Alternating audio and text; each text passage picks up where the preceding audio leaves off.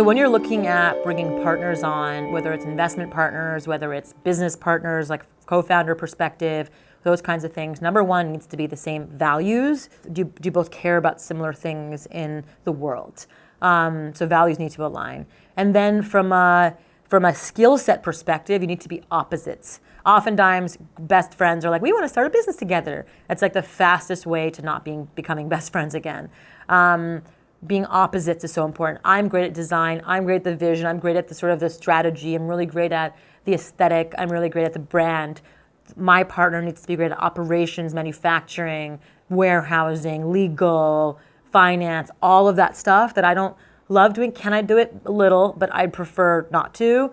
I'd rather stay in my zone of genius and have someone really, really take on their zone of genius and be in mutual awe of one another. Like, I really believe that, there is that yin yang that does exist. Like, if I have yang energy, someone needs to have yin energy to be a real perfect partner. I think to have the right partner, energetically, you need to be a match, and skill set wise need to be a match. So yin yang, like energetically, and then yin yang from a skill set perspective. We often we're like, oh, both of us are super hyper. Even if you have other like skill sets than I do, that hyper might not work.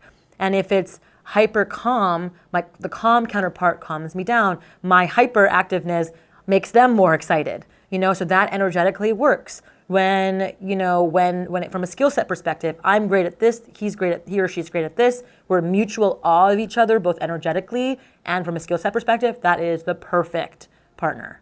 Like I always look for that, energy and skill set. I think, so I sit on the board of Conscious Capitalism, and I think conscious capitalism is really based on the stakeholder model, like every single person has to win. And I think in the past, I was a little bit sloppy in the stakeholder model in that we scaled so quickly, just put butts in seats fast, didn't really think about a lot of things as you're scaling, which happens to most entrepreneurs. And I think now it really is, with Tushy, I'm really, really deliberate about the type of people I bring onto the team, really checking their background, seeing if they really fit. Before anyone gets hired, they have to meet the whole team, and the team has to give me their feedback on what they think about this person, if they jive well. It really is culture. Culture trumps strategy every day of the week and twice on Sunday. And, in the past, I certainly was a lot more sort of lax. Oh, you have a pulse? Come join. Like, we're busy. We got to grow. And now it's like, what's your background? Let me look at your social media. If it's all selfies, that's scary. That's not a great person to have on your team if it's like selfie from every angle, which means that they might not be a great team player.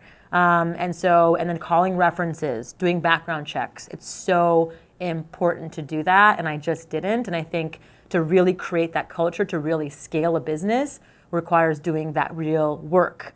And with Tushy, I'm so deliberate. With my new CEO role, I've interviewed 50 people for the company for this role to really be that yin to my yang and that opposite to my my skill set.